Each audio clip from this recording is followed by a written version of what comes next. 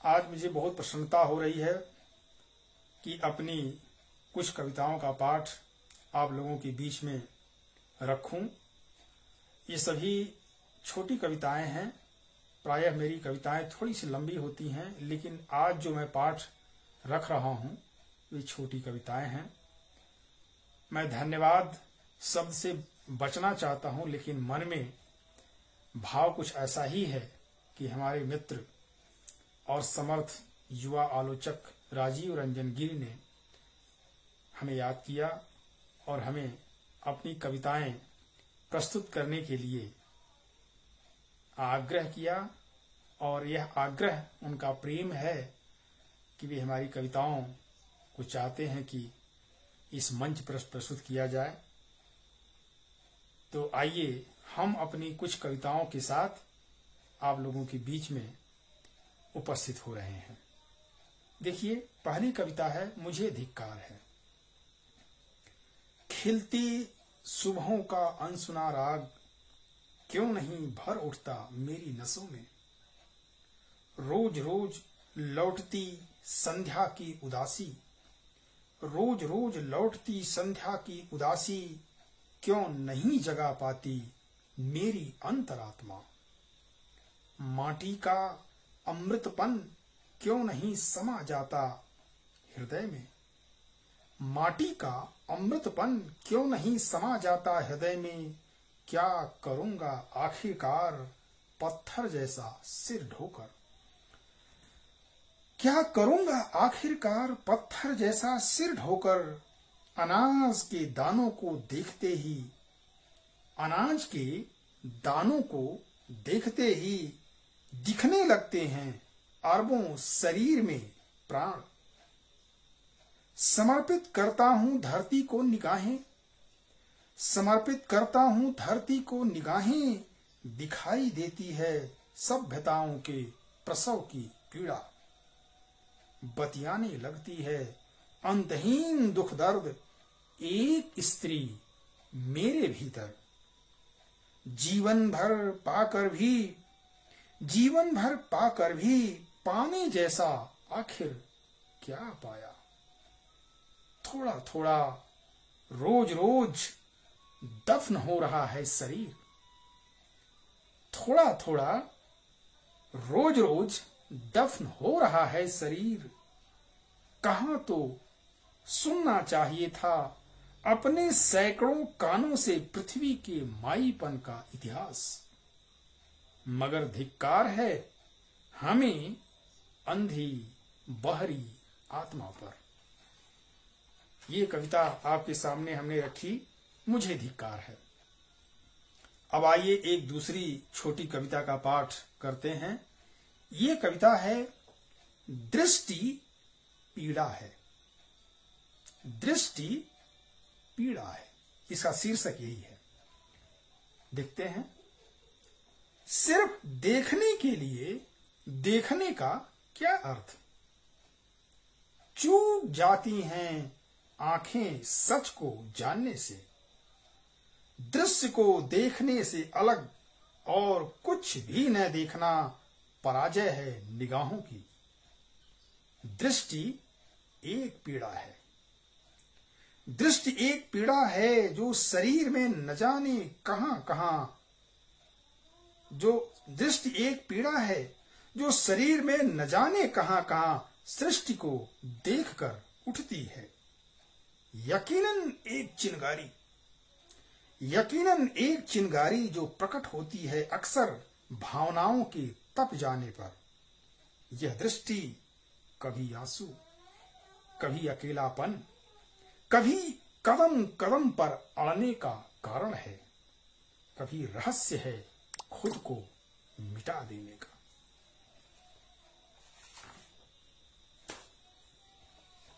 इन दो कविताओं के बाद अब एक समसामयिक पीड़ा को जीती हुई और अपने अंतर्ध्वनि में अपने समय की रागनी को, अपने समय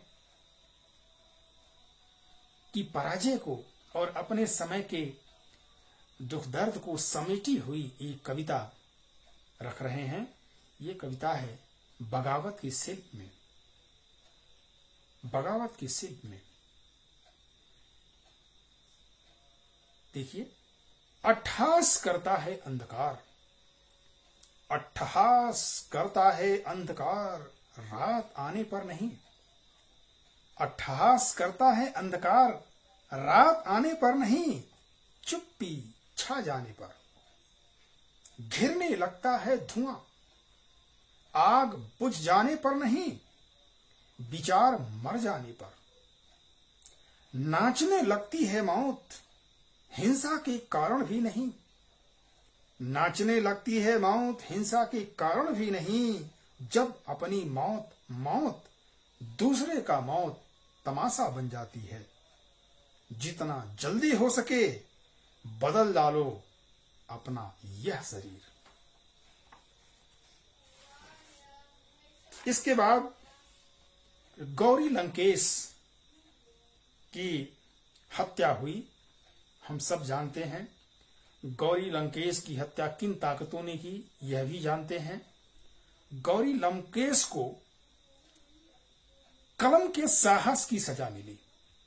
गौरी लंकेश अब एक प्रतीक बन चुकी हैं कि जो भी साहित्य की दुनिया में, सृजन की दुनिया में, अभिव्यक्ति की दुनिया में बड़ी से बड़े सच को कहने का जोखिम मोल लेगा, उसका हश्र कुछ ऐसा ही होगा।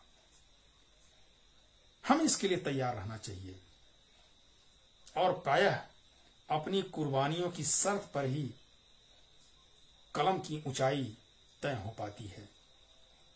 देखिए, गौरी लंकेश की हत्या पर लिखी गई एक कविता है, मौत का नया पता। अब मौत आएगी, अब मौत आएगी, धीरे से नहीं, दबे पांव नहीं, बस ऐसे भी, वह ऐसे भी नहीं आएगी जैसे आदमी सोचता है अक्सर। वह आएगी जैसे सीने में धंस जाए उल्का पिंड, जैसे कलेजे में उतर जाए बर्छी, जैसे उधड़ जाए चमड़ा, जैसे उधड़ जाए चमड़ी जिंदा शरीर का। मौत अब डराएगी नहीं, मौत अब डराएगी नहीं, आप हंसेंगे और अचानक काट हो जाएंगे। आप सोएंगे कि फिर उठना नामुमकिन। मौत माया बनकर नहीं आएगी, मौत माया बनकर नहीं आएगी। दावा करती बचा सको तो बचा लो खुद को, बचा सको तो बचा लो खुद को। वह अट्टहास करती, नाचती, चिल्लाती बिजली जैसी गिरेगी। मौत अब तुम्हारी सांसों पर दावा करती, तुम्हारी धड़कनों को छीनती हुई आएगी। यह मौत, यह मौत तुम्हारे हर सही कदम के खिलाफ, यह मौत तुम्हारे हर सही कदम के खिलाफ निर्णायक फैसले की तरह आएगी। ये है हमारे समय की ट्रेजेडी, जहां पर मौत अब कोई रहस्य न होगी, मौत कोई पहेली न होगी, मौत कोई डर पैदा करने वाली चीज न होगी, बल्कि वह एक आपके जीवन की खुलेआम सच्चाई बन जाएगी, जिसका मुकाबला आपको रोज रोज करना है, निर्दोष होने के बावजूद। अब आज के प्रस्तुत की यह अंतिम कविता रख रहा हूं। इसका शीर्षक है बार बार आदमी होना। बार बार आदमी होना। देखिए, खुद को हासिल करने की हजार कोशिशों के बावजूद, खुद को हासिल करने की हजार कोशिशों के बावजूद हर बार फिसलता रहा अपने हाथों से।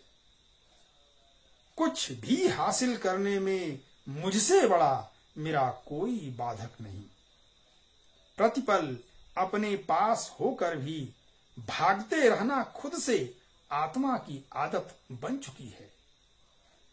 कहां तो उतर आना चाहिए था आकाश, कहां तो उतर आना चाहिए था अनंत आकाश हृदय के पानी में गहरे, कहां तो खिल पड़ना था प्रातःकाल भीतर के प्रांतर में, कहां तो खिल पड़ना था प्रातःकाल हृदय के प्रांतर में, कहां तो नाचना था पृथ्वी सिर से पांव तक, कहां तो नाचना था पृथ्वी सिर से पांव के बीच, काश मैं खो दिया होता अपना सब कुछ पाना।